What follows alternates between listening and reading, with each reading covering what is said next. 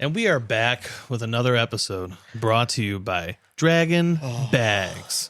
Baby, we were slinging some bags recently, but sadly they were not Draggin Bags, but they were gifted to us by a friend of the show. So shout out to Elgin, by the way. Elgin, you're the man. Legend. And shipping your bags back to you as soon as Sean shoots me your address. And anyways, but we were definitely missing out on our Draggin Bags because they're just superior pieces of technology, man. Yeah. They just help you throw better. My PPR was down because I didn't have my little babies in my hands. So if you want to find your babies, head over to dragginbags.com. Drop code BIGASS12 at checkout. It's going to save you some money. They also have sweet swag and shit, so like get some of that too, because why not? I'm wearing the hat right now. Why not? not? I mean, yeah, Sean, I love the black and white. Thank you. Looks good. Looks good on you. Timeless. So get your timeless classics over Draggin Bags. Code BIGASS12. Do it. Welcome to the Big Ass Cornhole Show with Sean and Dane, the hosts you know, talking cornhole life and random fun. Grab a beer, let's get it done.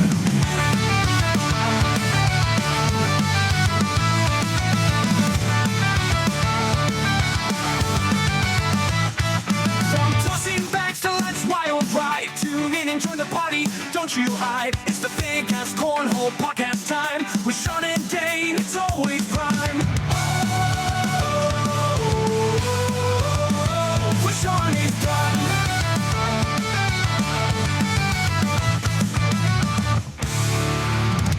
All right, well, welcome back to yet another episode of the Big Ass Cornhole Podcast. Sean and Dane are with you as always.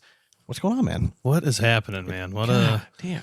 What a weird 2 weeks it has been. It's been a long time since we sat down here. Yes, it has. All right. This is going to be, I don't know how long this is going to be because we have a lot of stuff to get to. So just bear with us. I hope you're entertained. And we have a lot to get to. But before we do that, That's me bearing it. Dane, do best every single episode. Let the folks know what we're sipping on tonight in a favorite segment called What You Drinking. What you drinking? Oh, man. Man, so we drank a lot just to maybe cope a little, but it's also like tried to feel like you're on vacation a wee bit, but it was more a coping mechanism. So today I'm drinking water. Yeah, me too. But I do want to shout out Grippa, the Grippa IPA. Oh, yeah. I had it several times out in Cape Cod, and it was fantastic. So I'm blanking on the brewery. I think it's like Nauset something. So the one that I had was Hog Island, the Nauset Haze. Nauset Haze. Okay, maybe that's the Nauset I'm remembering. Phenomenal. Oh, was it Cisco? Check Cisco Brewing for me. Okay. Good sir. I know that's usually my job, but see if you can find it. Or just type in Grippa, AH. It is Cisco Brewing Grippa. Cisco, there we go. It Yeah. is. Nice. Great summer beer. Loved it. Yep. The grapefruit one? Yeah. Yep. That was good. For sure. Dug it. For sure. All right. So we have a bunch of stuff to get to this week.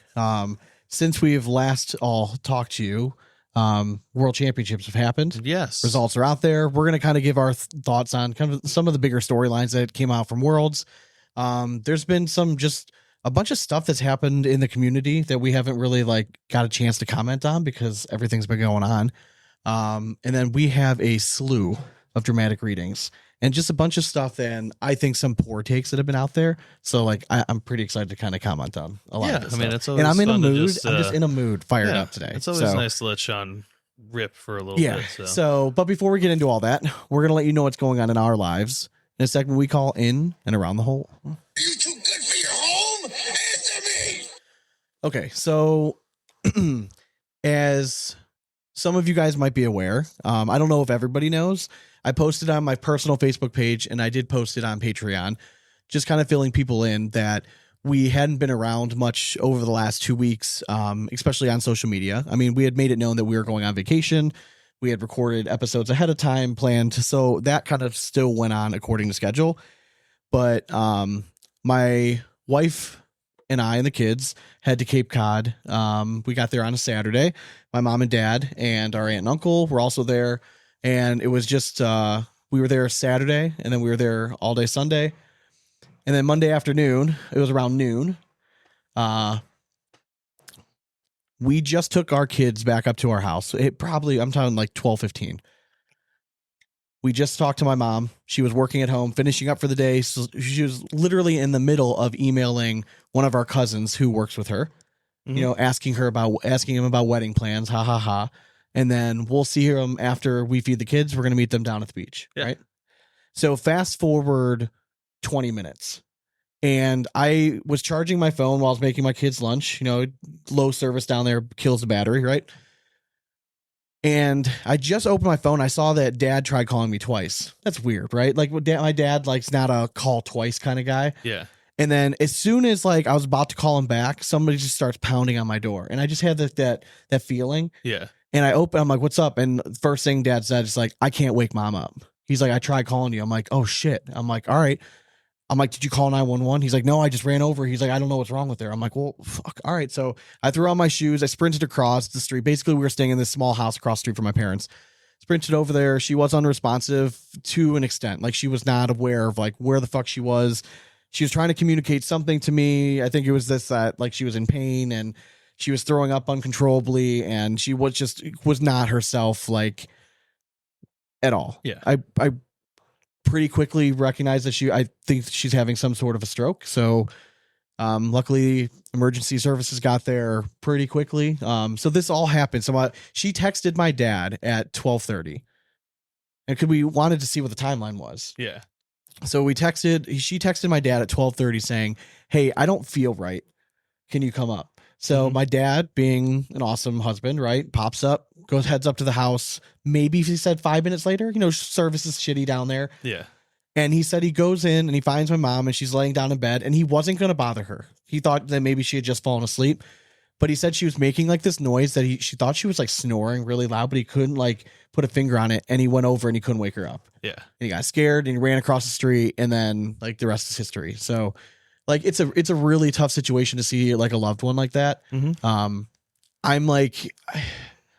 I don't want to say I'm used to it, but I've seen enough of this stuff that it doesn't bother me as much. You know what I mean? I've had patients have incidents with me working, you know what I mean? I've just dealt with it. I've had to do CPR on people in person. So I tend to handle stressful situations well at the time. Now I'm a wreck afterwards, right? But in the moment, I'm very good in those situations were good. So long story short, my mom she ended up having a pretty gnarly what they call a subarachnoid hemorrhage, right? So I'll tell you what, Cape Cod Hospital absolutely hates me, probably. Mm-hmm. I got into it with the doctor and nurses there, and I was not at all happy with the level of care she was getting. And I knew that they were a hospital that was not equipped to handle what was going on with my mom. So I wanted her out of there. So I'd argue and fight to get her a life flight. And she ended up at the best possible hospital she could have. The guy that specializes in treating these kind of conditions was 2 hours away. It was in Boston. Mm-hmm. So our mom's still in the hospital in Boston. Yep. She's doing well. That she is. She should be going to a step down unit. Yeah, hopefully. Much. I mean, she'd be going right now as we're recording. We don't know, but probably by tomorrow she'll be a step down unit. So she got super lucky. I mean, the whole timing of things, just with how fast everything happened, me and my dad were driving to Boston. I want to say it was 5:00. And we were an hour away, and it was a weird time to be in the car together. Yeah. Cause we're both really worried, but what do we talk about? Mm-hmm. Fantasy football, right? Football. So we literally were just talking fantasy football for an hour just to not think of anything, just worried about driving. Right. And then an hour into it, I finally stopped. I'm like, dude, 5 hours ago, what the fuck, man? Yeah. 5 hours ago, I was talking to Mom, right? And she told my kids that we'll see you down at the beach at lunch, and what the fuck, just what do you realize how lucky we are? Because this could have happened anytime, right? Yeah. She works from home. She could have done this alone. At home. My dad could have, and this is unfortunately why most people who have this pass away, is because they're not found in time. And the surgeon, we got there right before she was going up for surgery, and the surgeon came down and he's like, the only reason I'm here is because I don't get to do this surgery on people who are awake and talking very often. Now, my mom doesn't remember being awake at all for any of this, but she was alert. She was talking to me and my dad, and she, at the time, understood what was going on and that she needed surgery. But So it's just a surreal thing. So basically our my 2-week vacation was spent basically going back and forth from Cape Cod to Boston. Yeah, I was via supposed bus. to only Yeah. have a week, but as soon as you told me like just drive up, that was at like 3:00, I think. Yes. So I drove. I couldn't 'Cause find a I don't flight. So you have to like when everything was happening, I don't remember when I called you. I think I called you when the paramedics got there to let you know what was going on. Yeah, I mean, you just told me to like just get out there any way I could. So I couldn't find a flight. Yeah. Decided to just pack a bag and go. So I was literally Because I think it was Chrissy. Because like I was trying to like just think of anything that we might need going forward, right? I was Yeah. trying to take pictures of anything we might need, make sure I had everything. Because I wanted the ambulance just to get the fuck out of there. Me and my dad will meet you, or me, me and my wife, or whoever's going to be out there. We'll be there. We'll be fine. But yeah, it was just a surreal situation. I shout out to Beth Israel Hospital because and the surgeon, Dr. Ogilvy, you Yeah. guys are amazing. And modern medicine is like a beautiful thing. It really is. Like it's crazy the kind of stuff they can do now. But yeah, it seems like fingers are crossed and everything is going very well, and she's gonna make a full recovery. taking day by and day. yeah, it's crazy. And if you would have told me that 2 weeks ago, I would have told you you're full of shit. Yeah, I mean, Like I'm telling you, like it was a very scary situation. So I'm very happy. it's not a she's fun okay. thing to look up on the internet. So you're like, oh, Dude, so Valerie, when we were, Dad drove us to Boston, right? yeah, I was also arguing that maybe I should drive us to Boston because I can get us there a little faster, if you know what I mean. Mhm. Valerie at first was like, no, your dad, you're too emotional right now. Like, you should not drive. Like, I can't imagine you in traffic. Don't. And then as we're getting in the car, she sees me like start to Google something. And she's like, maybe you should drive. Because she knew that like Yeah. I was going to read every possible scenario. Because I'm more of a plan for the worst kind of guy. yeah, And this is why me and my dad sometimes butt heads, because my dad, and I love him, but he's an eternal optimist, glass half full, happy go lucky, positive guy. Mhm. I'm just not that dude. Like I'm not. And I You know love that. it. So I just like to prepare for the worst. So dad didn't want to have those conversations at all. yeah. They're hard conversations to have. I don't want to have them either with them, but somebody needed to be it. And I hated feeling like I was the bad guy for a lot of the beginning part of this journey. Yeah. Like I was the punching bag for both parents. And that's a hard position to be in. You know what I mean? Like, and it was hard, but like, I'm like, they need to vent to somebody. And I guess I would rather it be me than, them taking out on staff or, just anybody. Yeah. So, but yeah, so I'm happy. This is I'm not saying it's over, but like, hopefully we just talked to our mom today. I thought she sounded and looked the best she had. She looked great. It was not easy coming home knowing that they're, stuck there, but we have tons of family and friends out there. yeah. I want to give a makes quick it little shout bit out. easier. Shout out to Donnie McPhee, Yes. who came and met us out one night when Hell we, yeah. after visiting hours were over, we closed down the hotel bar. None of us were really in the mood to quite go to bed yet, so there just happened to be a pub like a stone's throw across the street from the hotel, and Donnie McPhee made the ride over. Yeah. And it was a short visit because the bartender kicked us out at like 10:30. He It was did, crazy. yeah. I couldn't believe it. We brought in like 8 people. Like, what are you doing kicking Yeah. us out? He just, really wanted to close. Really wanted to close. Damn. Like He was very angry when he we was walked in super there. pissed. And I'm like, bro, like, gave we're us just tons of attitude. here to have like So much. Your bottles wife, of beer. your wife is such a sweet person. Yes. But that got her so fired up. She's like, we should do something to make him have to clean up more. yeah. I'm like, what did you have in mind? She's like, we should order shots, but some that he has to mix with a whole bunch of stuff. Yeah. So we ordered 8 lemon drops right before he was trying to kick us out. Yeah, We're last call. Last call. Yeah, can we have 8 lemon drops for you? And he like the look he gave us he was so pissed. Well, It was so worth it though. It was so worth it. So I mean, enjoy we your were $2 laughing. tip on a $100 tab. For sure. I'm trying to think what other stuff happened on. Oh, you guys went whale watching. We did. Your guys' We did. annual whale watching trip. Yeah, it My was daughter not- had an absolute blast though, regardless know. of your expectations. Yeah, it just was not the best, but we still got to see a massive fin whale, which is like the second largest of the baleen. That's what I whale heard, family. yeah. They're very large. It's like second largest to blue whale, right? Yeah, Okay. but they're still like sperm whales larger. Oh, okay. Gotcha. But those are like But it's in that same carnivorous family. whales, I believe they're called. Okay. But yeah, same family as a blue whale. But like, yeah, the thing was huge. Cool to see. Got to see a couple. What were they? I can't remember the name of them. Little small whales out there too. Okay. Like some black whales and stuff. Yeah. But I think it's just not what we were used to. to me, with everything going on, I think one of the highlights of the night was definitely the karaoke night. It was super I mean, fun. that karaoke bar is just legendary. If It you're was just ever in fun. Cape Cod on a Thursday night, go hit up Jack's 28 Club. Yeah. It's just great karaoke. Little It's always a hole bar. blast. Yeah. It's awesome. Cash only. Yeah, It's and everyone- great. Just yeah. a great establishment. And everyone there just goes out drinking. Like, it's just a good time. And some good talent there too. It was pretty fun. For sure. And then the other part was we recorded a family podcast. Yes, we did. And so we had our aunts and uncles, we had cousins from Boston. It was just a good roundtable like podcast. And have you listened back to it yet? I have not. So we have not listened back to it yet. So we're gonna try to clean it up as much as we can. So there's not, but it should be very entertaining. Some former favorites from Patreon episodes. Aunt Chrissy makes a second appearance. Yes, she Bartender does. Robbie's obviously there. Cousin Tyler's there. So it's like and all of our cousins from Boston are just amazing. From Boston. Yeah, like straight out of that fucking commercial, bro. Like it's, Yes. and then like when Alexa starts announcing stuff, like with it's ridiculous. So, yeah, it was a fun time. Obviously, it wasn't like the vacation like I was hoping for, but we made the best out of it. You know what I mean? Yeah. Like my kids still had fun, and now we're just back in the routine. And my daughter starts school in 2 days, and it's just like, Yeah, no, I mean, we were honestly just like kind of rotating, going out and seeing mom and like Yeah. spending the afternoon out in Boston. Like, you spent a couple more nights out there. Yeah, just, I was just happy to be like close. Yeah. You know, and seemed like by the time I got out there the second time, things were already trending yes, in the right direction at that Yeah. point. So, like, I don't know, I felt like at that time it was like kind of weight was a little lifted.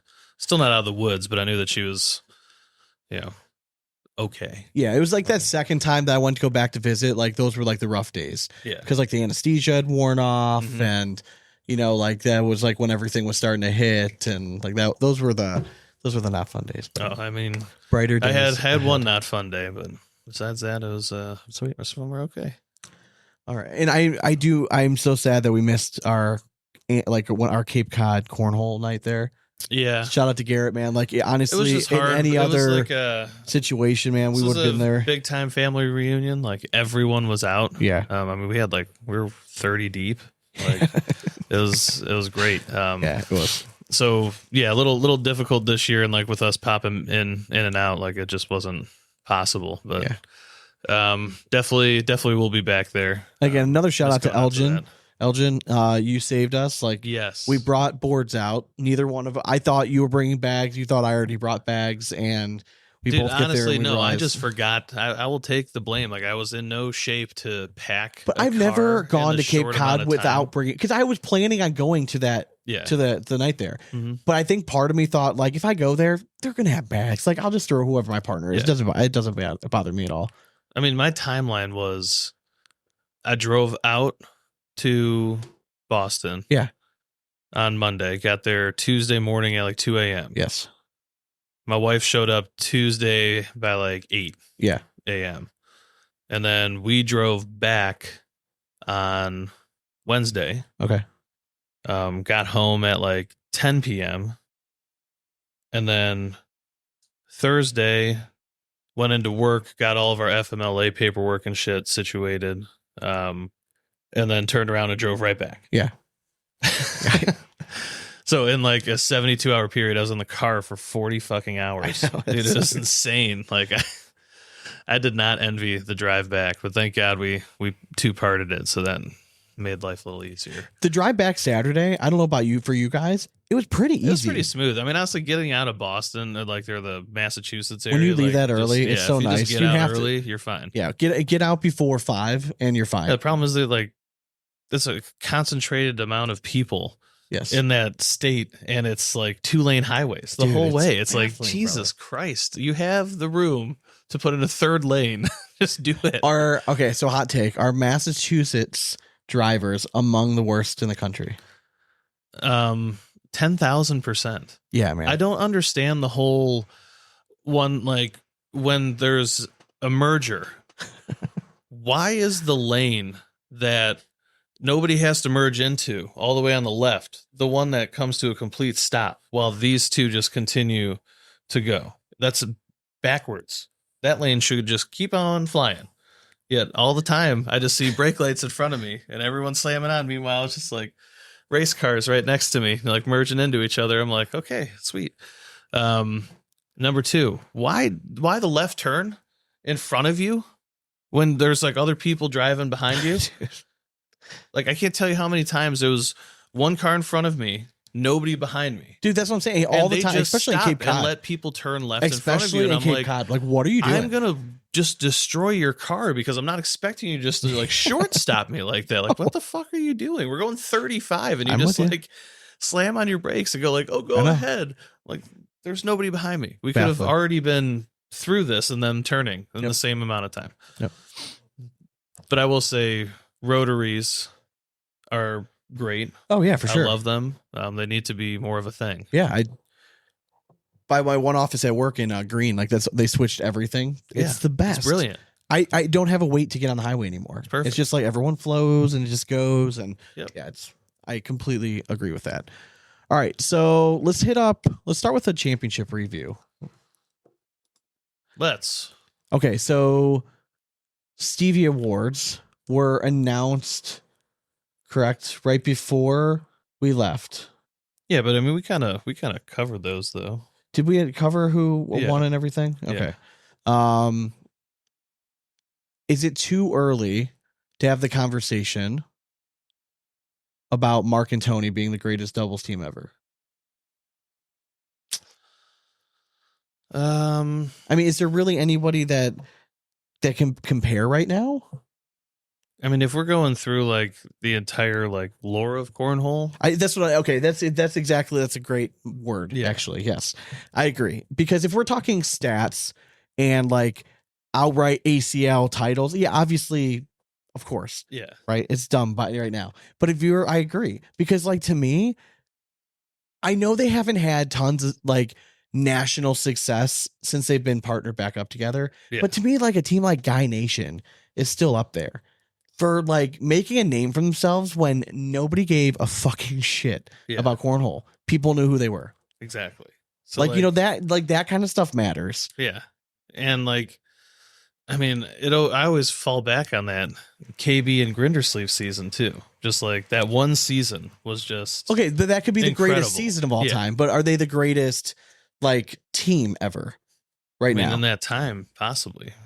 I mean, this is what. But this when you was- attribute a team, like in any sport, we're talking about one season though, like the greatest team, because no team ever turns over the same all the time. yeah, and here's my thing too. Is like if you're really going into like lore, right? Yeah, I mean, you can make the argument that like Fire Cornhole pairing up Matt Guy and Jamie Graham was the first of like, it was basically like LeBron going to that's Miami. the original Mark Richards and Tony That's what I'm Smith. saying. Like they started it all. Because then Yeah. after that, everyone's like, oh, I also need to find like a stud fucking Yep. partner. Gone were the days of like playing with their best buddy next door. They were willing to dump them and go with a guy that they've never met before because they're really fucking good. business decision. Yeah, you know what I mean? Yeah. Like but I do kind of agree. Like I feel like, are they the greatest team in terms of accomplishments? Yes. Have they done the most to like grow the game, or like are they the most like recognizable duo like as a team? I would argue no. But if we're talking about just dominance on the boards, yes. Yes. Does that make sense? Mhm. Okay.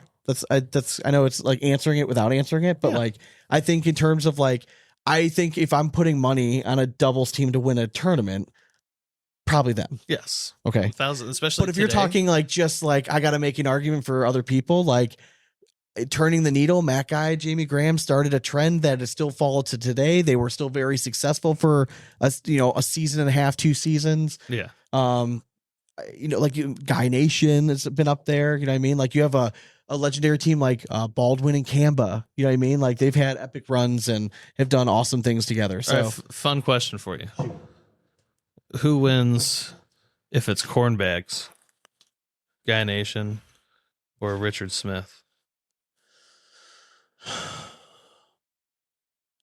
Like, I mean, this is going to show how big losers we are. Like, what stage of corn are we talking about? Are we talking brand new? Like, you still feel kernels? Are we talking like well broken into, like where it's at, like it's like that powder where it's like, they're not going to last you much longer, and if they get wet at all, they're fucked. I mean, I'm thinking just like used corn bags. We'll just go like mid-grade. Like I would tend to say Jamie Graham and Matt Guy. I would think so too. Like even like if we say slide rights, They just strike me as guys that it doesn't matter. I mean, look at Graham, throw a if different they have fucking to throw bag. slide almost. rights, I think it's same. same. Yeah, I do. I think that like we've seen it before. What level of bag evolution do we get to where they finally overtake it? I think again, like we've seen before, like Mark sometimes has trouble without throwing like the same type of bag. Like that's when he's elite, when he gets to play with the same kind of bag. Same with Yeah. Tony Smith, right? Mhm. And there's nothing wrong with that because if they find a bag no Yeah. one can beat you with, well, fuck him. Like everyone's fucked. Yeah. But if we're talking about we get to pick the bags, I think that more often than not, you'd have to kind of give the slight advantage to Graham. And I'm not saying they're gonna like. Game changer. I think you give the advantage to. I think Smith and Richards there. With a game changer? And again, I get because Jamie Graham. Get it, 100%. I'm just saying, I Jamie get it. Graham with the game changer was. But the because game they're a changer. slinkier bag, Yeah. I don't know, man. That's probably the drawing You're line saying right there. Mac, I can't just throw I know. a slick I side know. down game I was just about to changer make an and melt that argument. I thing beat it in my own head. all day. completely. I know. I think right there, that's a good line, though. I think Yeah. anything newer, I would probably go.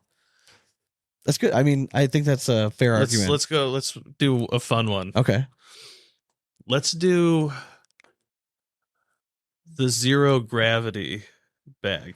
The Neptune. The Neptune. That pillowy piece of bouncy shit. Oh, I mean, right that there, I'm people going. Loved. Give me that bag with Tony Smith. I know. Oh yeah, It'd be just disgusting in his yeah, hand. yeah, for sure. Yeah. He would bounce it off the ground and Yeah. do like 6 backflips. and just Absolutely. go with it. Absolutely. Fill the hole. Okay, so kind of spinning off that a little bit.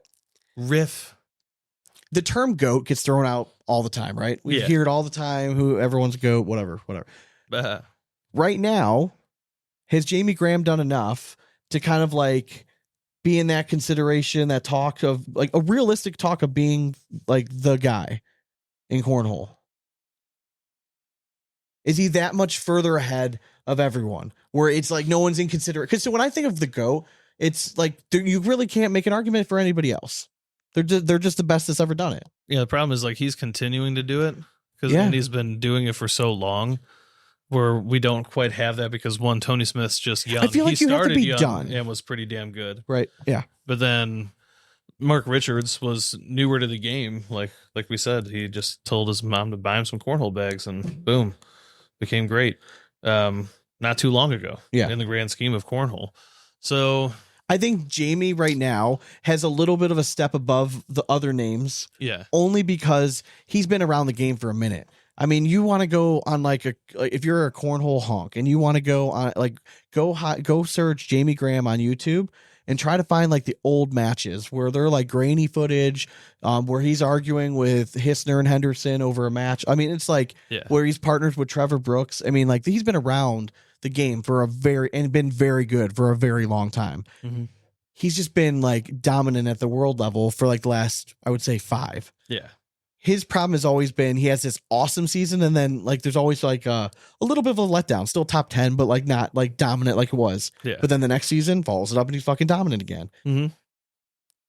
So I think I don't want to call it inconsistency because the guy's still fucking really good every year, but at his I level. mean, who's the top 3 ACL victories of all time? It's Well, I think it's Richards, Birchfield, and Birchfield, Graham. I think, right? Yeah. So like I Birchfield can't is remember the one what that, order like, because like I think Richards is still ahead because of all the double stuff he won and he did win a singles. Yeah. So you know what I mean? Like so he's had a bunch this year because all that.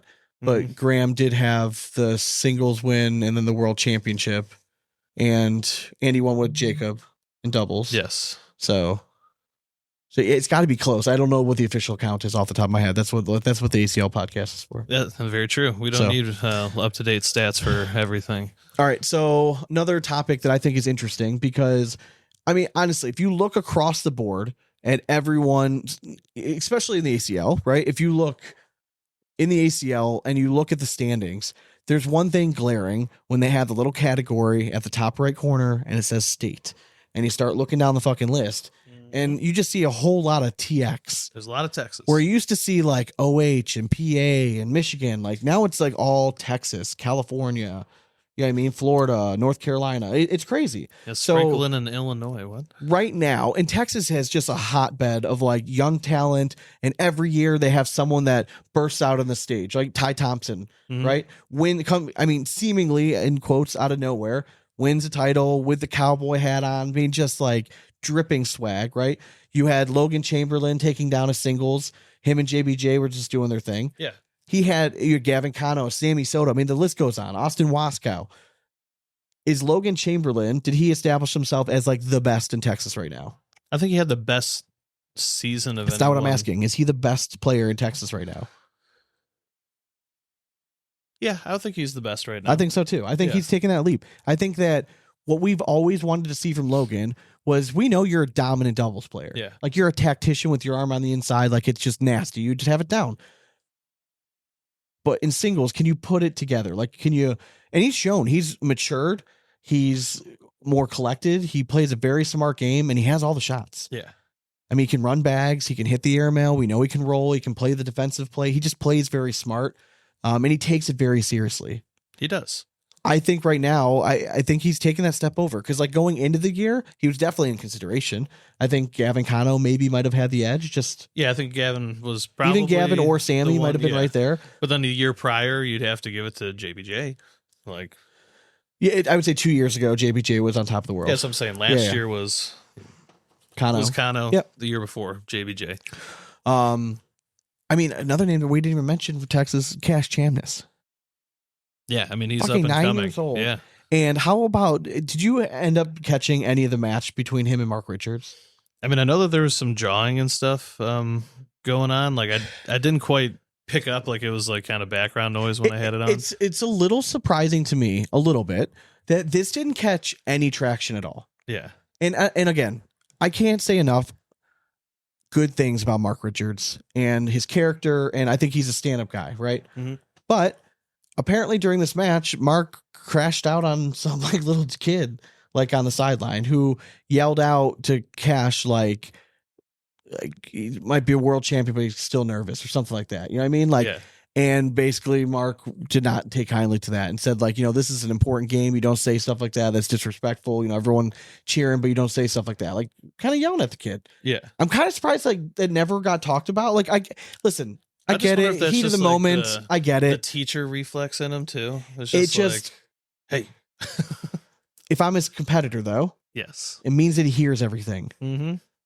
Because he hears everything. So I mean, that's could be a kryptonite. 100%. And I think Mark needs to just get over whatever it get triggered, because it's not the first time that phrase is triggered. Okay. Yes. I've heard whispers of Mark going after somebody at a bar because they made a comment about that or something. And I'm not saying he punched him or anything, but like, had words, like did not take kindly to hearing that.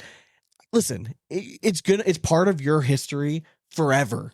Yes. Okay. You're memed. All right. It's you just live and die. You have a joke. God, if you had a sense of humor, it would go away. 100%. People haven't realized that yet. Doesn't matter. I would love to make a video of Mark Richards making fun of that, and it just is going to go exactly. away. Yeah, it would be hilarious. It would just go away, and people would finally get it. And I think that's just the one thing that might just maybe hold them back just a little bit.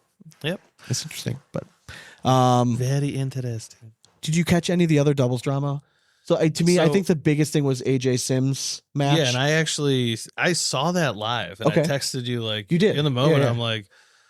I was like, yeah. So he was definitely outside when he threw his bag. Like he just stepped too far out for like a collect. Yeah, he just didn't realize that he was out of it. And yeah, I mean, I could see it clear as the day. I mean, he was out by like 3 inches. Hats off to AJ. He handled it with class. Yeah, didn't argue it. He came out and said he did not realize where he was. What the hell? Yeah, I mean, as soon as I saw it, I'm like, what the hell is he doing? And then like they called it, and I'm do you have any? Again, we do not know anything. Do you have any what's your gut feeling say about him and Braden Wilson? We interviewed him. We've had some cryptic posts. Like, what does your gut say? You think they'll partner back up? It would be dumb to not partner back up, considering the success that they've had together and continued success. I think it was just like a weird year for them this year. But nothing surprises me in cornhole anymore. I mean, we see big shakeups all the time. So yeah, I feel like he was kind of preparing everybody for, and maybe this is just, it was his way of saying, if truly, maybe it was just like, if this is the last time we get to play together, it was a hell of a ride. Yeah. Maybe he doesn't know. To me, it just kind of seemed like maybe he knew that like they were both wanting to go a different route. Go with Cash? Cash, that's kind of what I'm thinking, man. Like just it's so marketable, man. Like it really is. Oh my god, but it's just so bad for cornhole. I get it, brother. I get it, but like if they go in and dominate, in terms like, of, it's just not. It's not a good look. Listen, the betting and stuff, it will be fucked. I don't want to use the term disgusting because it's not. Because that I don't want them to go dominate, because I get it. It's Cash obviously sweet. Loves doing this, and he's a phenomenal player. Mm-hmm.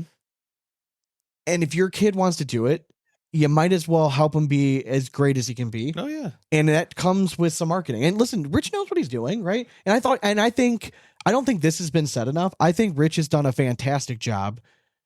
It's a really tough position to be in. Hey, you are a very well-known bag maker for probably the most popular bag company in the ACL. And you're very much staying back in the shadows, letting Cash do his own thing. So like as a dad, like that's gotta be really hard, man. And I don't think you get enough kudos for that. Yeah. I really don't. Like I think he does a really good job with that. And I've not gotten the opportunity to really obviously talk to Cash, but like from everything I've heard is that he's a great kid around the boards and like it's just great. It's just a great presence to be around the building. Much like Braden Wilson. Correct. Yeah. Very personable, like just polite. Yeah, exactly. So that would make kind of sense, but I don't know.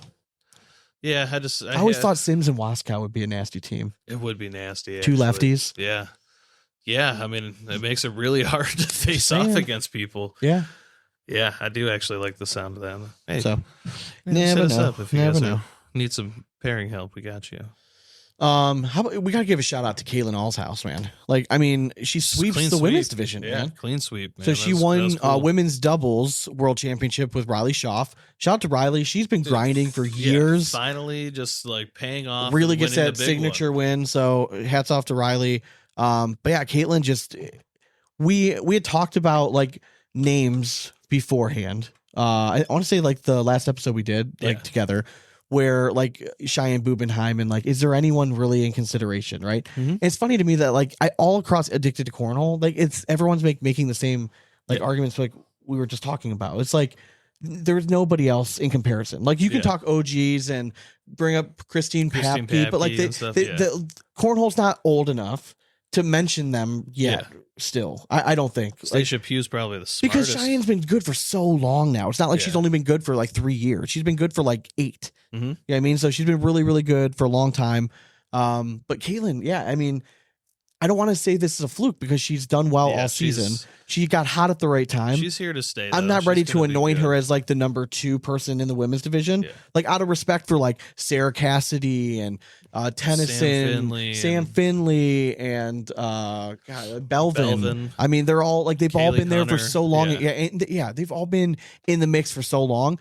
Now, if Caitlin comes out next year and has a really strong season again, takes down an event or two, I think she just moves herself up into that mix of where you always have to consider her as a potential winner. Oh yeah, for sure. Notable performances from this past weekend. Yes, I got to shout out our dude, Colin Hodit. Super proud, man. Like killing it as a rookie that like was coming from an area where he was the first pro out of their state. So he's not throwing against like the highest of caliber pros every single day, but he worked his ass off and he had a really solid fucking season. And the fact that you're a rookie and you're requalifying in the top 100 is super impressive. So I thought it was a pleasure to sponsor him this year. Thought he killed it.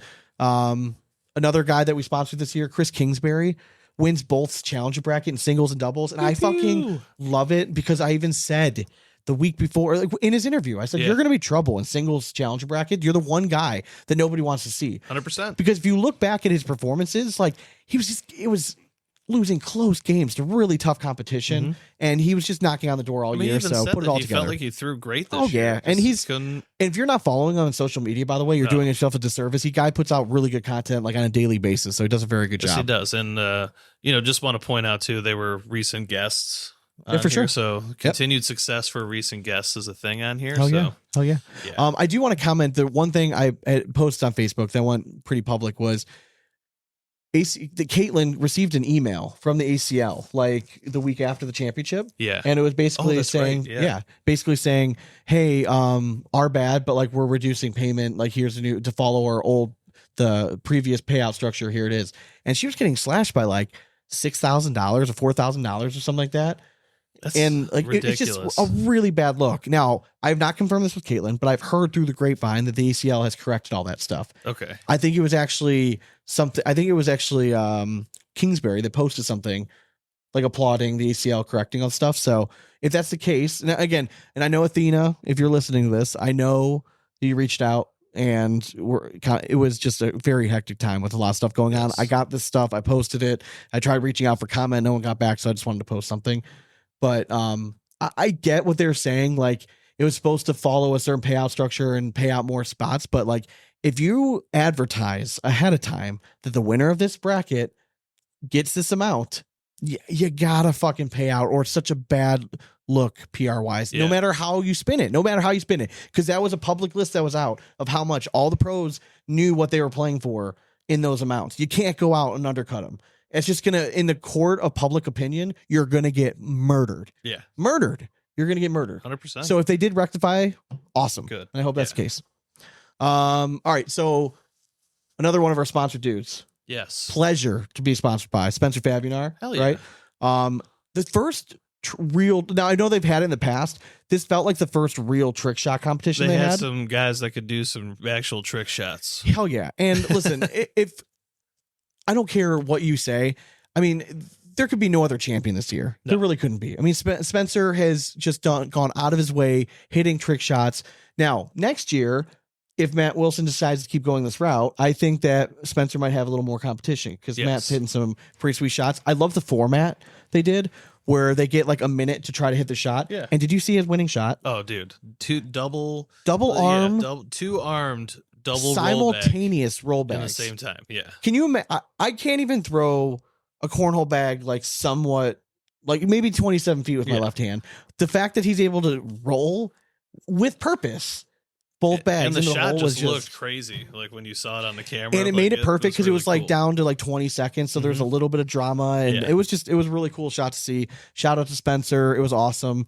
And one of the judges, I don't know if this is for like OG listeners, was actually a guest on our show a while back. For sure. He was the founder of Tailgating Challenge. Yes. His name was Luke. I'm gonna reach out to Luke, see if he's interested in coming on the show to talk about his experience and stuff. Yeah, but like he was a very fun guest. If you remember, high energy guy. Yes. Like he's and like honestly, an infomercial specialist. If you don't follow Tailgating Challenge, do, because he posts a ton of videos. Oh, giveaway stuff all the time. Yeah, tons of giveaways, and he's testing all tailgating. And stuff. he broke They broke another world record, and I can't remember what it was this time, but it was like a pretty far shot.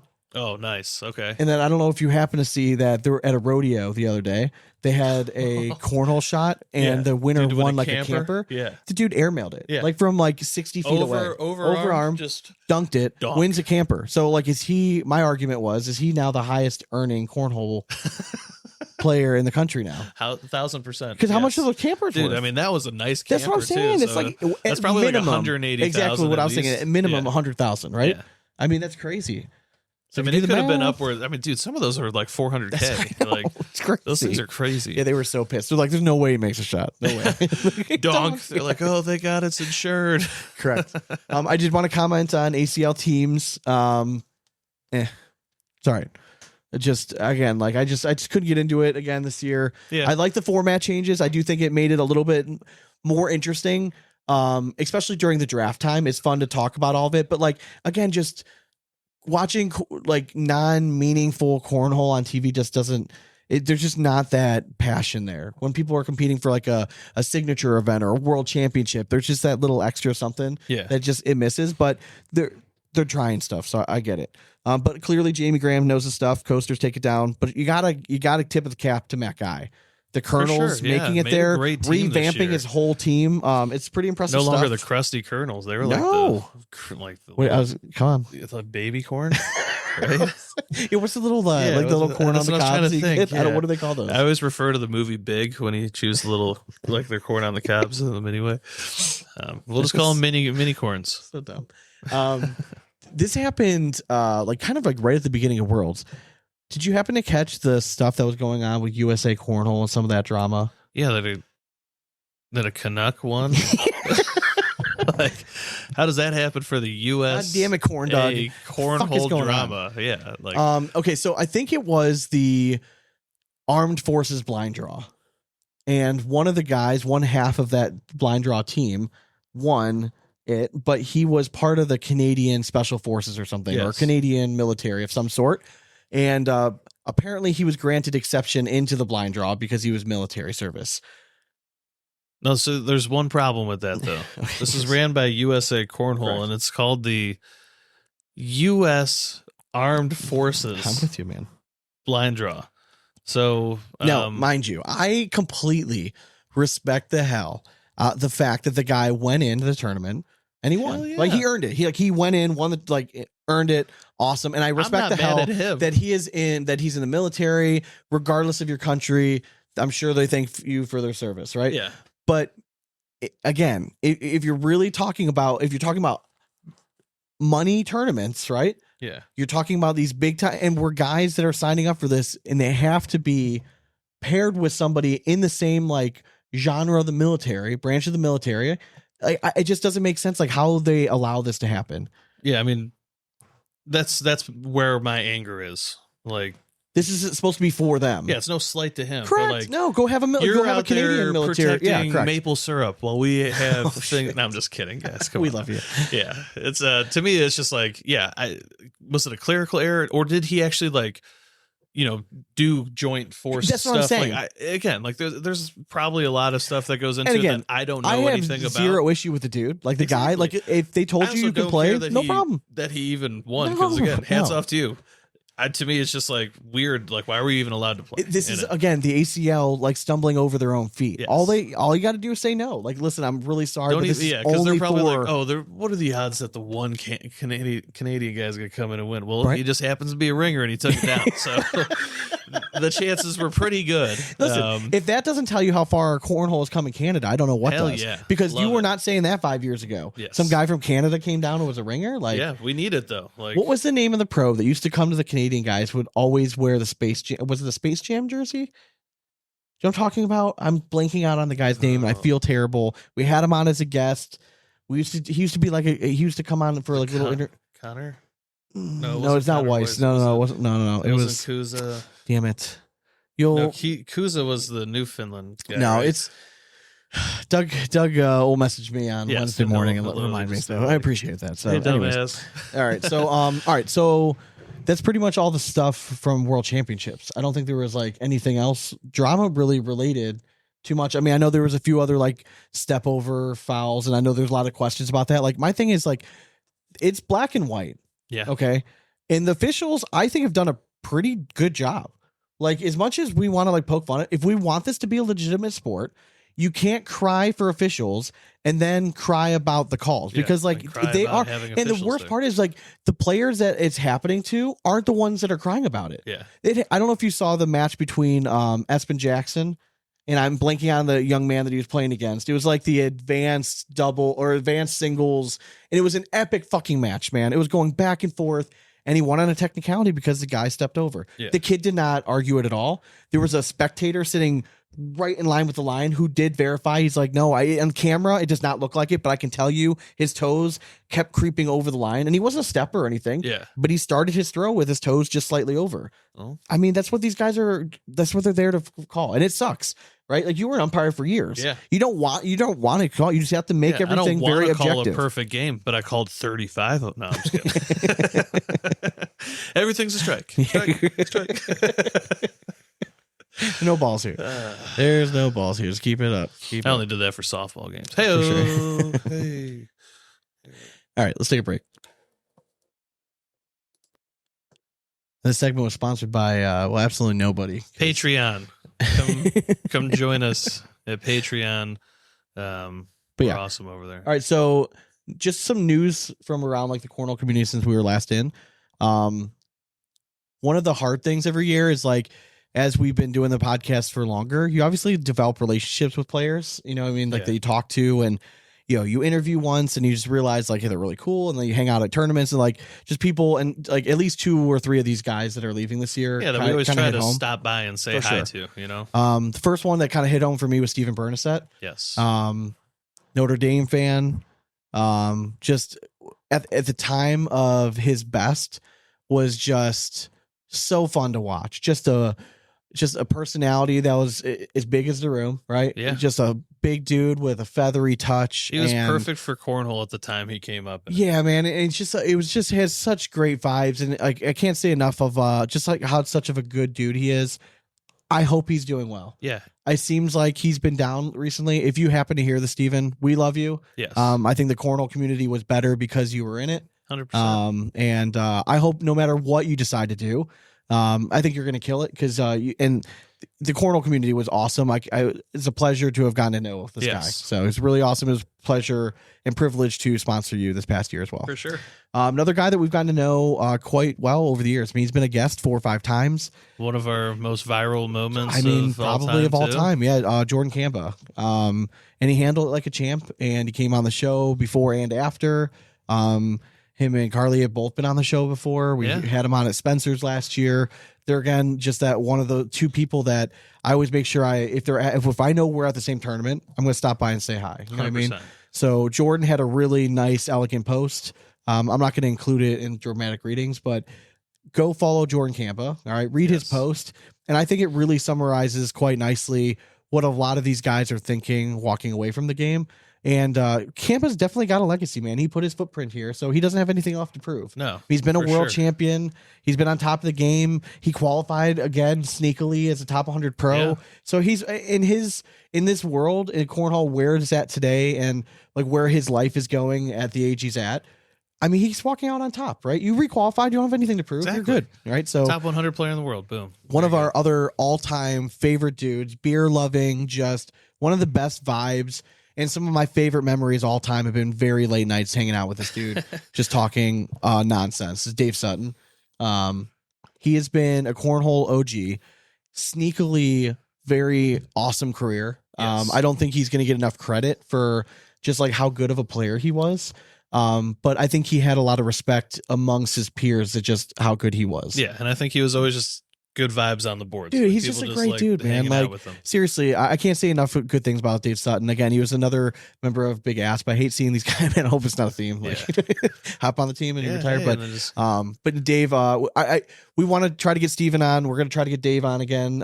Jordan, I've already talked to. He definitely wants to come on for one more time. Mm-hmm. So it's sad to see some of these guys go. Like, it's never fun. Yeah. But, and you hope you stay in contact. But I'm also, I'm among the mindset of like, I know how it is. Like, my best friend lives a mile away from him and I maybe see him once a year. Yeah. You know what I mean? So it gets harder. So, all right. So perhaps I think really the most exciting thing that happened was like some partner mix-ups. Oh yeah. And I think perhaps the biggest news was a staple top 4 in our power rankings for the last 3 seasons has been Logan Chamberlain and JBJ. And they've been number 4 pretty much every year going in. Yeah. I know at one time, I think you had them at 1, but like for the most part, their average number would be inside the 4, right at number 4. Yeah.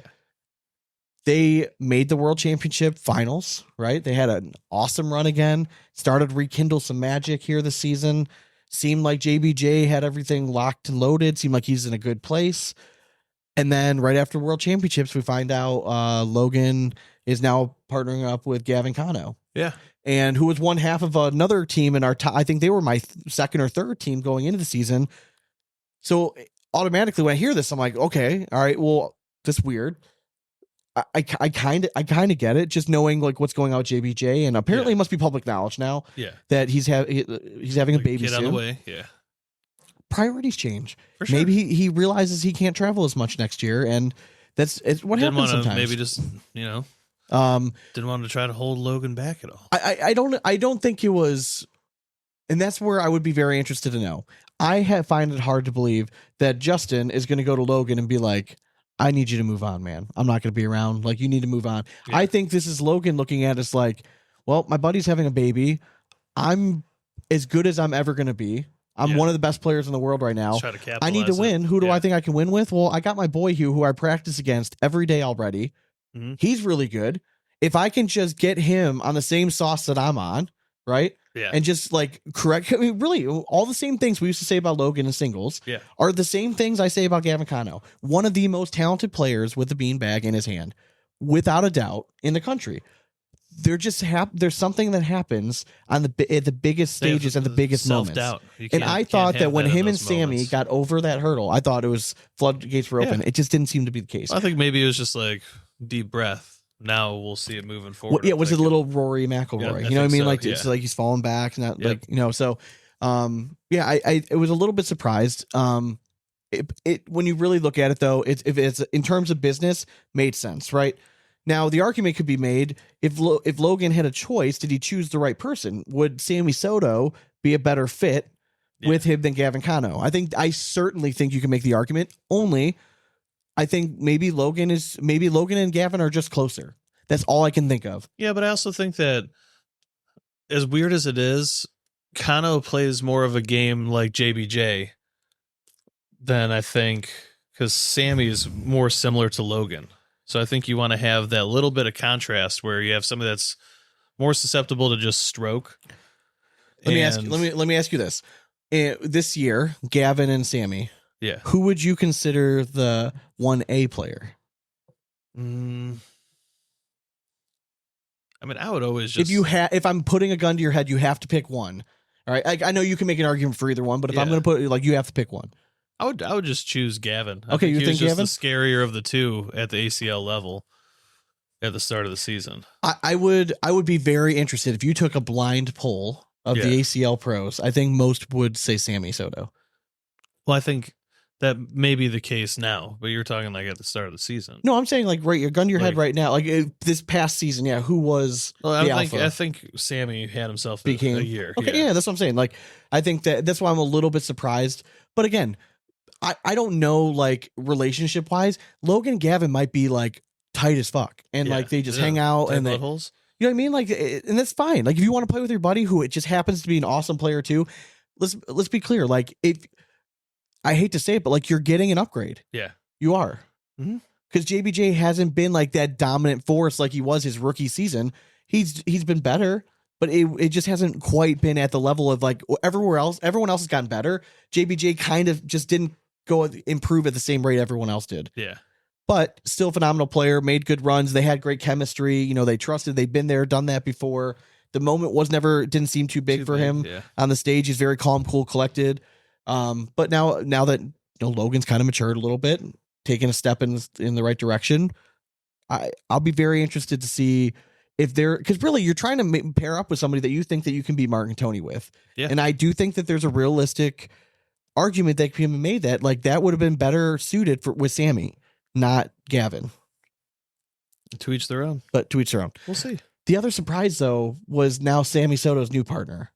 And it seemed like, I don't want to say it rushed, but a little rushed.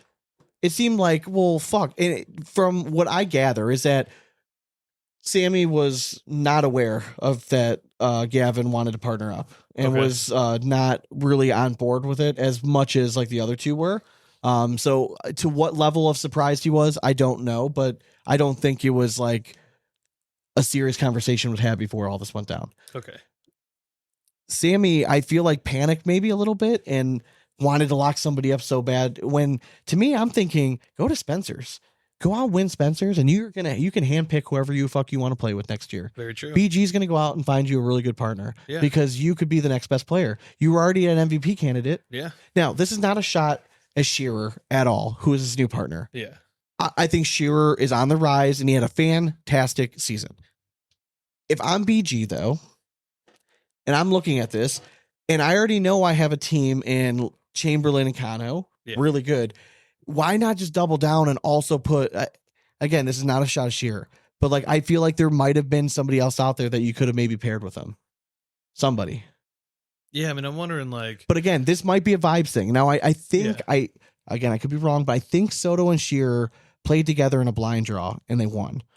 It might just be a vibes thing. They might just be boys. And if that's the case, I'm happy for Sammy Soto. For sure. We've said 1,000 times, I think he is a phenomenal player. And I also think vibes mean more in doubles than people Give credit. Listen, Give it credit. we've talked about it for years. Schermerhorn and Neistat. Yeah. If you look at statistically speaking, they shouldn't be a pro doubles team. No. But then all of a sudden, you play against them, and they're always in every match, and they somehow they have success. Yeah, I agree 100%. So yeah, I mean, I hope it is a vibes thing. Me too. If and not, I hope they're 'cause really good. You're correct. I do think it was jumping the gun a little bit. But I'm trying to think of like Waskow. Where's he going to end up? I don't know. It's like I don't know if he's like in the same area as all those guys or anything either. Like I don't know. Me either. Yeah, I don't know. I mean, I know he started going to some TCL stuff, like this past season. Yeah, I don't know. That's why I'm interested to see kind of what's going on. I mean, you had another guy like you had an AJ Sims. Yeah, you know what I mean, like you had other guys that are kind of around that you could definitely be considered, but. I don't know. I was just a little bit surprised. I think they're still going to be very good. Mm-hmm. I don't think that like strikes fear. Like I don't look at this team like automatically and be like, oh shit, like top 5 right away. Could they? Yes, they could. But I think Sammy Soto is going to have to like really elevate his game. Oh yeah, a little bit more than he would have this past season. Another team I'm kind of excited for next year. I don't know if you saw Fabunar and Forbes. And Forbes, yeah, that's gonna be nasty. That's gonna be trouble. That could be a lot. For sure, fun team to watch too. So very fun team to watch, and they're gonna play. And I am very excited for this team next year. I think they're finally gonna see like a dominant force come out of California. Yeah, like I mean, well, they stay one. Yeah, I think so. Yeah, I'm hoping so. Yeah, because I think those guys are like the next ones up. Because I'm trying to think like who has been the California, like for a long time I would probably say it was Valdivia and Parent, right? Yeah. They were kind of the class of California. And then I'm trying to think like recently, like who's been like, obviously Spencer's been very good for the last few years. So is Tony Forbes for the last 2 seasons. Like they've been very good. But now they're finally pros. I mean, so I guess Nick Williams was very good for 2, 3, 4 seasons.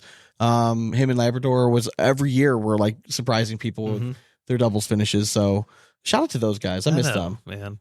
We got to get Nick on. We do. Just a good old fashioned. Yeah. Just we got to see him like in his real job though, and I've like wanted. I'm like, can you just come hang with us? Yeah, I know. Like outside of this, and he did eventually. But see, I'm like, oh, you look cute, and you're like, I didn't even recognize him. I know. I'm like, I do not. Can you put a hat on or a cutoff or something? Like this is ridiculous. Like Jesus, are you wearing pants? So weird. So let's see. ACL schedule change. Yes. Announced. Look at that. Big fan. First of all, the fact that it's already out. Yes. Clap. Something we've been calling for years.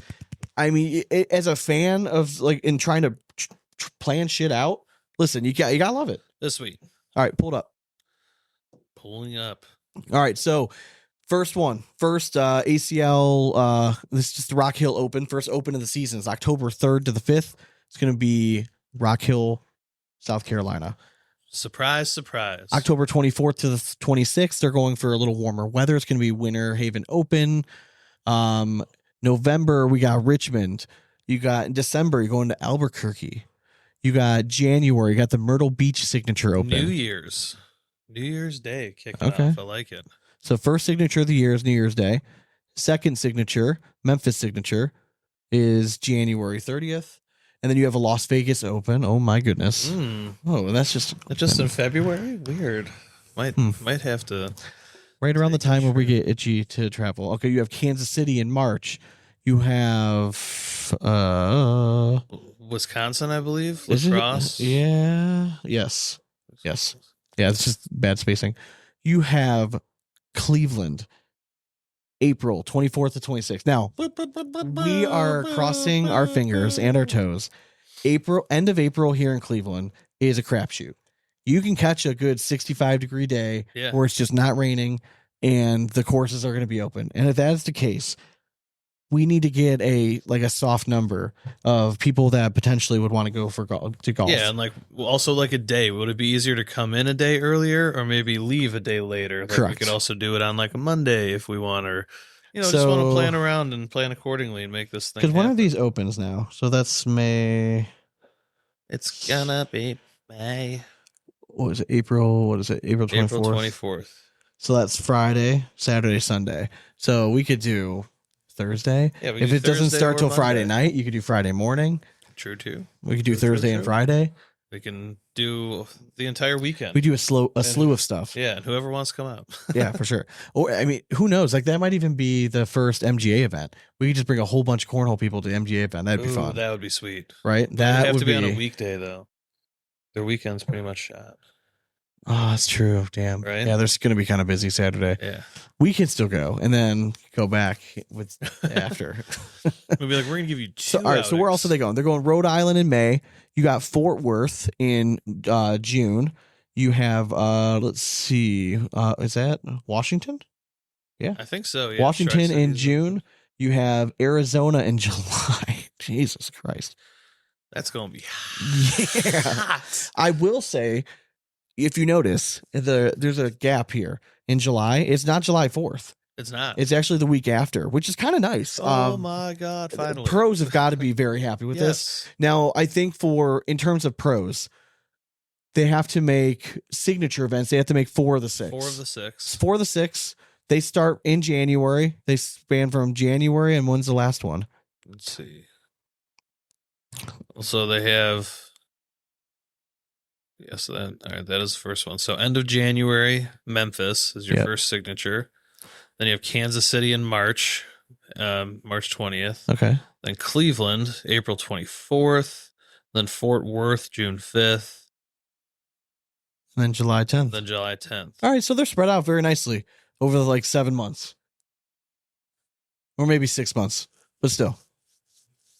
Oh, the first open is January 1st. January 1st, yeah. Beach. So the first 2 are pretty close. Yeah. And then after that, they start to go, it's like maybe every month. But again, if you plan it out accordingly, you don't have to go to both of those first 2 if you don't want to. Yeah, and honestly, like Las Vegas Open. And again, with them going to the format of like you're basically chasing points, for lack of a better term, for like qualification reasons, having the schedule out early is really important because now people can plan accordingly. For sure. And they're not reacting late. Like the people book already hotels. Oh cheaply. yeah. Like I'm thinking, we need to book a hotel Clubs for can get books, like get blocks of hotels. I'm thinking we go to like, Vegas in February. I think we We need have to the just Cleveland go ahead Open in Yeah, I think we just need to go ahead and book that. Get it on the books. Get it on the books. Yeah, so hats off to the ACL for that. Great stuff. Love to see that it's out early. That's huge. Hell Huge. Did you catch any of the Ellis and Graham beef? A little bit. I mean, if they want to call it beef. It's just commenting back and forth and stuff. And like, stuff. do you think it was authentic on both sides? Or do you think it was a little bit of behind the scenes pre-podcast boosting? Yeah, I think there could have been some fabrication there. Or it's just Jeremiah knowing how to push his buttons I know. just enough to let that Jamie's going to just fire off. Yeah. So like could have just been a little of that too. But yeah, like I kind of like briefly read some of it, but like I really did not care to follow it at all, if I'm being honest. I thought you were going to have it ready for dramatic readings. No. Wasn't worth it. No. You saying worth the squeeze. Oh, and then all the hype. One of our last episodes, we had AJ and Jeremiah. The Whole Truth podcast is up. Yeah. They're putting I think all their episodes right now currently are over on YouTube. So go follow their YouTube page. It's the whole podcast. And I listened to probably 15 or 20 minutes of it. I caught like the tail end of it. So I think I missed like most of like the major stuff, but go check it out. Do it. All right. So we did have one like listener question. Yeah. I don't know if you saw Devin Was it Harbaugh. Devin Harbaugh said if you had the 3rd pick in the draft, who are you taking? Yeah. I said, can we assume Jamar Chase is gone? Yes. Most leagues, that's not 2 quarterback. He's been the number 1 pick. Yeah. So I'm saying take him off. So Who that's would my you take? question though. It's like it's hard to. Because you want to know who is taking second. Yeah. Yeah, Like, I know. need That's to what you who's don't know taking though. second. He doesn't know. So like for me,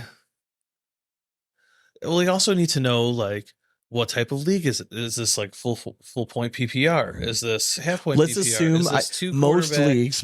leagues are full PPR now. They are mostly Yes. full PPR, but are they like 10-man 2 quarterback league? Like the most It's the hardest version. This is a 12. I think he said it was a 12-man PPR league.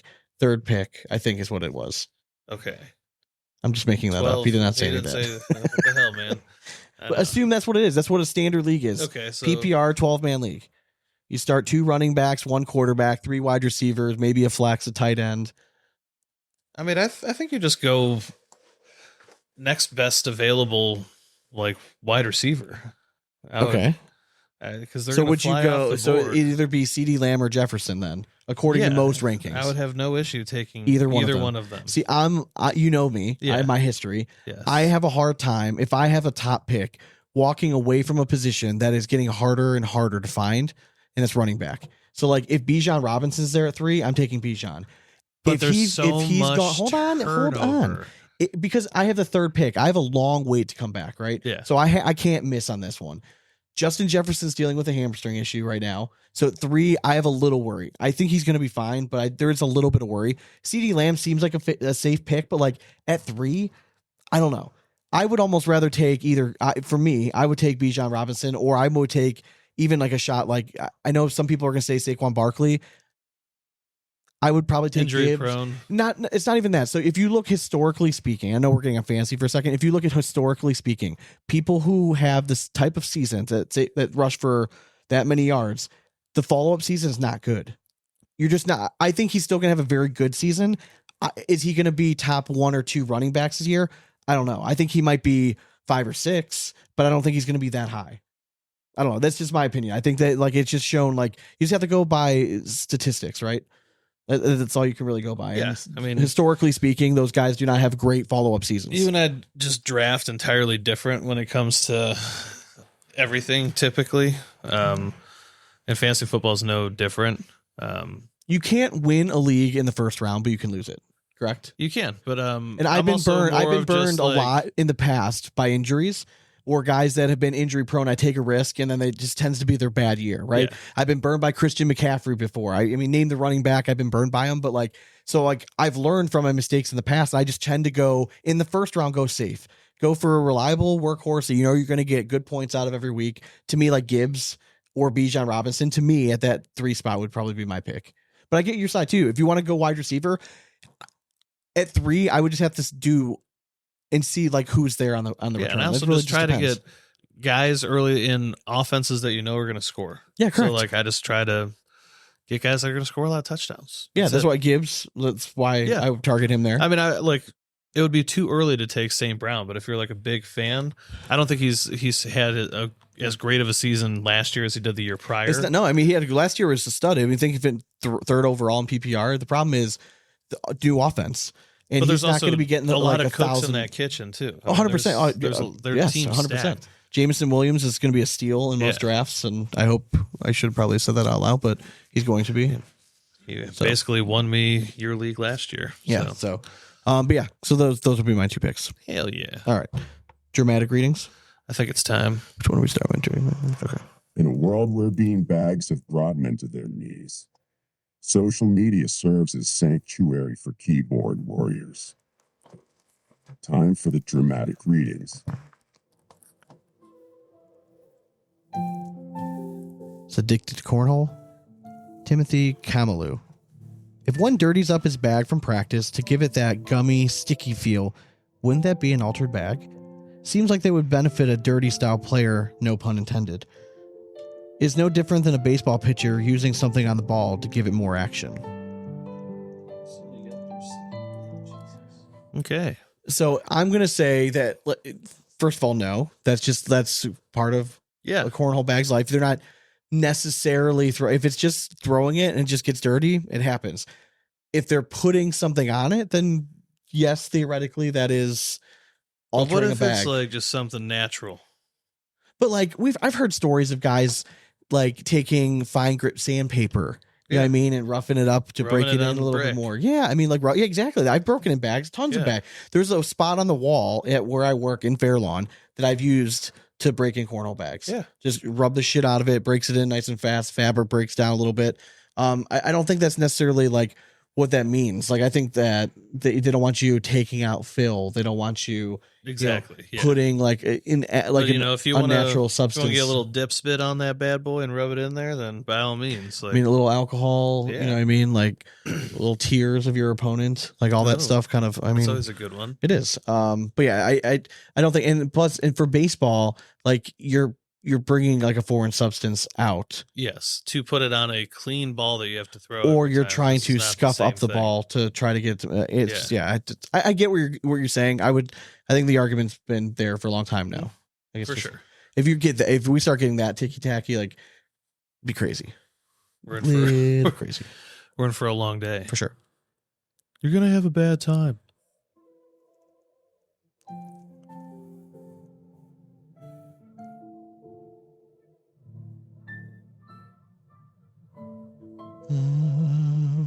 Sean searching. I'm sorry, I'm trying. We jumped the gun. Dramatic piano. Okay, this is a long one. All right, hang on. We'll just Are you gonna restart it for me? Okay. yeah. This is by Keystone Cornhole, a message on integrity in cornhole. There's a growing issue in our sport that needs to be addressed directly. Players intentionally underperforming to manipulate their PPR. Whether it's to fall into lower bracket, secure easier matchups, or stay under a PPR cap for restricted events, this behavior is becoming more common and more damaging. Let's be clear, this isn't strategy, it's not gamesmanship, it's sandbagging, it's dishonest, it's disrespect to your sport, your opponents, and especially your partner. There have been multiple instances where players have openly admitted to doing this on purpose. They brag about tanking rounds to shave down their PPR, dropping from their true average by 2, 3, even 4 points. Why? So they can qualify for capped events they know they don't belong in? So they can dodge higher seeded competition? So they can exploit a system rather than earn it the way they threw it? This behavior undermines everything competitive cornhole stands for. When you throw games on purpose, you betray your partner who came to compete. You skew the bracket for others. You turn stats into fiction. You erode trust in the event directors and players trying to build something fair and fun. If you lowering your PPR just to fit under a cap, you're not beating the system. You're becoming the reason it doesn't work. This behavior undermines everything competitive cornhole stands for. Cornhole is growing because of community fairness and competition. If you can't show up and play to your ability with integrity, then maybe you're in the wrong game. Play hard, play honest, respect your partners, respect your opponents, most of all, respect the game. I don't know if that was Joe Harsh or AI, but that was very eloquent. Listen, I agree. And we've said it for years. And unfortunately, like, I don't know how else there's no way to police this unless we all police it. Yeah. You know what I mean? And like, again, like, I just can't imagine caring enough to throw a match. Like, and maybe that's just like the competitive side of me, but like, even if I am dog shit, I am trying my best. Yeah. People are like, they're just trying to do it for the minimal amount of money that you're going to win from a lower tier than trying to get better and win the quote unquote big money from the highest tier. Yeah. So what, like, if it's worth that $100 paycheck, then congratulations. I don't get it. Yeah. It does ruin the experience For sure. for a lot. So let me find this next one before you jump the gun on me. Okay. Jump at the gun. I'm ready.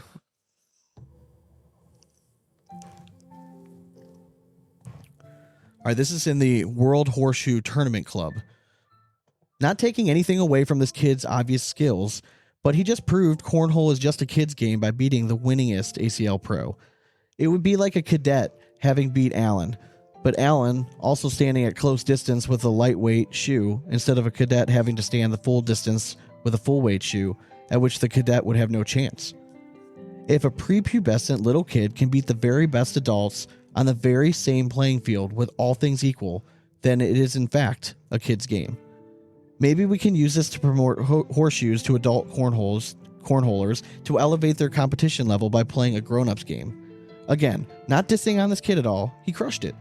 But if you're an adult cornhole, you got to be having a little introspection about whether you're doing about what you're doing right about now. That doesn't make any sense. If you like playing kids game, more power to you. But if you want to play with the grown-ups, we'd love to teach you competitive horseshoes. And this is by Seth Ray. Oh man, Seth Ray's got a death wish. No, We were talking about horseshoes. What about horse socks? We never talk about those. So, okay, I think this stems from obviously a very deeper issue.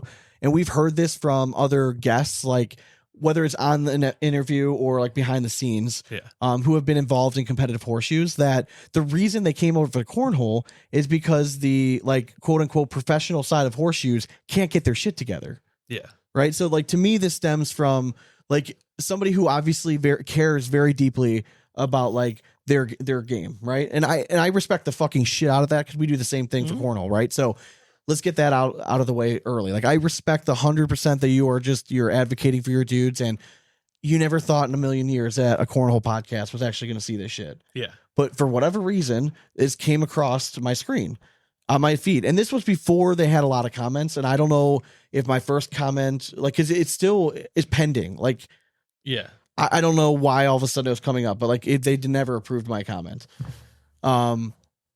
I think the fact that they're calling it a kids game is kind of crazy because you've had very successful cornhole or horseshoe players come over to cornhole and they can't win.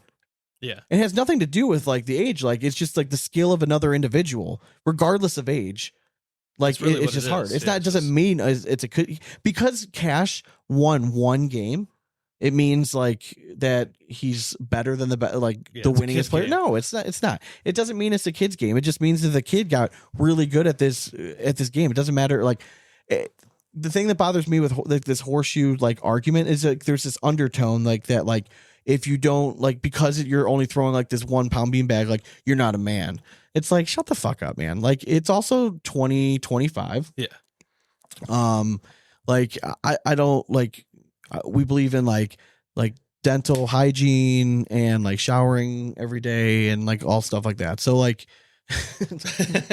but yeah, I think it was like a little bit of a rough take in that regard. Like I get that you're not trying to throw shade at Cash, and that hats off, but like you're definitely showing like throwing shade at like adult cornholers, like. Or maybe we don't want to be involved in a trash sport because like you guys can't get your shit together. So you're good players are running to cornhole because like they might actually get paid doing something they enjoy. Yeah. Right? I mean, yeah. That's I mean, I just can't take horseshoes seriously. I mean, I barely take cornhole seriously. That's kind of true. All right, but yeah, I mean, horseshoes, come on guys. Maybe we should just move the boards back. If you really think about it, this is all just stemming from an internal anger of just shit of like at their own organization, and it's just and we're just catching strays. Yeah, don't be mad at us because like the organization's on ESPN and it's growing and they're boasting all these payouts, and you guys are throwing heavy shit and blowing out your shoulders, and you're not winning anything. So like it's okay, like we get it. You're frustrated. We've been there, but just keep grinding and we're loud, man. Just don't come over here again. Go pick on pickleball. They seem way nicer. Yeah, they're very nice. And they're feisty, but like you don't want this. Better the dark. We have guys like Trevor Brooks on our side. Okay, so that's true. I don't know if you've seen the video. He'll smack you though. He will smack you. He will smack you. So, all right. I think let's do one more. There's one I really want to do. Do one more.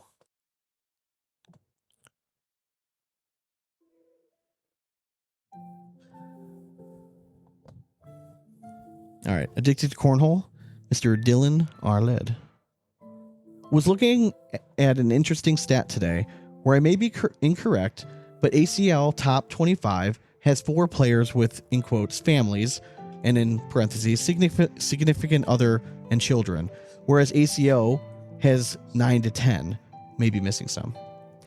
As the years go on, will we see the ACL get to a point where almost none of their pros are family men/women just because of their daily life responsibilities? What does this mean for the game? Extra dramatic. So like where I get the initial sentiment. Where I took issue with this is that like this idea that you were only a family man like if you had kids. Like I don't think that's necessarily the case. Yeah. I think it's there's so many circumstances out there in regards to work, in regards to other responsibilities. Mm-hmm. You know what I mean? Like that it's not just, no, don't get me wrong. Kids add a huge responsibility to the load and it definitely changes your life. But I think of calling somebody like, oh, you can't be a family man if you don't have kids. Like that's just not fair. Like it's like and like somebody was trying to throw like, I think it was actually Devin Harbaugh threw the Google definition of family man. Yeah.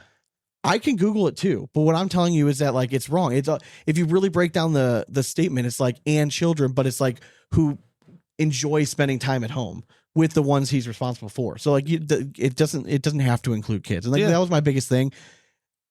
I get the sentiment of it, like if the ACL is like growing and like in the pro route and everyone's young, like and like there's this constant argument of from the ACO saying like, but we're a family environment and like our pros can be family men. Why can't you be a pro in ACL? Like ACO is better. Like that's where the underlying dig was. And I don't give a fuck what you say. That's where it was. Yeah. It wasn't just looking at stats. There was a little underlying, you have a podcast. I get how it works. Let's just call it what it is. Right. My question is, if it's such a family fucking oriented thing and it's so great, why do your numbers still suck every year? They're not like, and I'm not trying to, again, I didn't want to turn this into like a shitting on ACO. Like, I'm not trying to shit on ACO. I'm just saying like, I'm just tired of hearing the same old argument. Prove it. Like, prove it by like putting out, like have big ass numbers. Like, For sure. I want to see next year at this time, I want to eat my words because like everyone's jumping ship, right? Like, because ACL's going to top 100. So, yeah. Everyone's leaving. ACO events are going to be sold out. Like, I want to see it. If I see it, like, great. I'll tip the cap. Awesome. Fade away, whatever. Like, but like, right now, like, we haven't seen it, and they've been around longer, right? They have, but it doesn't seem like they're doing quite as well. Like, I just don't want there to be this like underlying, because they make it easier because they spread it out, and have way more. And again, like so we're always the, like one. like I'm always the ones getting messages from like ACO people like, why are you always? I'm like, I'm not trying to, but like this is what spurs on like that kind of stuff. Yeah, like comparing the two leagues and saying like we have 9 that can do it, so you can do it over here. Like, you guys should come over here. Like, that's, I mean, like, you're trying to show like hijack almost, right? It's like you're trying to show them like, hey, it's way more family oriented. We have tons of family. Like, you can bring your kids with you. Maybe that's why they're professional cornhole players, so they can get away from them. Yeah, I guess. You never know. But that, I don't know. I just thought it was an interesting take. I didn't like where it was leading to, and maybe that means that like the sport in general needs to grow, right? Yeah. Until there's a you can't tell me that if Jeremiah Ellis, you offer him, you tell him like how much you make in at FedEx. Yeah. All right. That's gonna piss him off. But if we offer you the same amount of money to play a cornhole full time, we'll take care of your travel, all that stuff. You don't. I want you to play cornhole full time in our league. That's done. You can't tell me that you're not going to get a better performance out of that. True. So like, I think that looking at this means that like we just need the sport to take the next step so these guys can start doing this full time in order to like really try to like make the next step. I'm still very hesitant thinking we're ever going to get there. Yeah, I mean, it's truthfully why the youth is dominating, because they have the time and the energy to put into it. Yeah, 100%. There's no, the few privileged that can do this full time 100%. are keeping up with them. Yeah, and it's showing. 100%. There's no secret to that. Yeah. At all. Yeah. But I just think like this reference to like family man, like I think it's like the wrong term you're looking. If you wanted to just say like literally call it what it was, like married with children, that's fine. But don't make this like reference like a family. Like I hate that definition. Yeah. It doesn't make any sense to me at all. Wasn't that like a weird like Nicolas Cage movie? Yeah, it's Nicolas Cage anyway, so it's garbage. It's trash. It's trash. He's a national treasure, Sean. Yes, can't see it. Let me just check Patreon, make sure we don't have any other listeners. One more thing. I mean, I mentioned this to you for the ACL versus ACO thing. I told you in a text, the top 10 ACL players versus the top 10 ACO players, if they face off 10 times against each other, I think ACL dominates that 8 out of 10 times. So you're saying they dominate that 8 out of 10 I think they times. win at least 8 of the 10. 8 out of 10 times. 8 out of 10 times. That's like, to me, dominating fashion. Yeah, I mean, I think it would be hard to disagree with that right now. I mean, obviously, any given day, right? But Yeah, that's why I give them, a couple wins here and there. But yeah, I mean, that's when, like, we're not gonna do it this episode because it's been a long one. Yeah. But like, it is fun to like really break down. Like, I would actually really like to have like Dylan come on again, and like let's have like, all right, give us 10 draft picks. You get 10 draft picks, and let's just theoretically just walk it through and like. Well, honestly, the ACL video game was shitty. let's redo this thing and get ACO money involved with it, and then you guys can make it just a little bit better and have this matchup with 10. Like, I think it would be hilarious. That would be great. That would be great. And like, gone are the days where people are like, oh, the 2 podcasts will go. Like, no, like I don't fucking play anymore. And like, I threw a bag for the first time on vacation. Yeah, which again, that's all it takes sometimes for me to remember, like, just how much fun it was. Brought that up. I had one game. I know, and I missed it. I was socializing. I had every shot that was disgusting. They're like, who the fuck? I'm like, yeah. I only played the one Sometimes game, and it was against you, and happens. I played halfway decent. It took me a minute, but once I finally figured it out. Yeah, once I finally got the sticky bags in my hand, game over. What were we throwing with? It was, it was NOLA great snappers. Bags. NOLA snappers. It was the Project 13. Yeah, 724 Project 13, and then 724 Deadheads. Deadheads. Yes. Yeah. Yep. No. 710. No. You're talking. It's the Buffalo, right? No. It was like the Deja Vu. Or was something. it Deja Vu? Yeah, Are you sure? So, but the 724 version of it, I think. No, they weren't. I don't think that one was 724. I have them in the car. 710. Yes, I think it was Enigma? 710. Maybe, yeah, that might have been it. Okay. The Enigma. Okay. Yeah, they were great fun. bags. I was like, oh man, this guy knows his stuff. Like, It was fun just like playing with backyard players again, and like just like I don't even throw that flat of a bag, but they're like, how do you throw it so flat? I'm like, man, you'd be amazed if you actually saw people knew what they were doing. Incredible. Throw this Incredible. But it's always fun. All right, you want to cue the rap horn?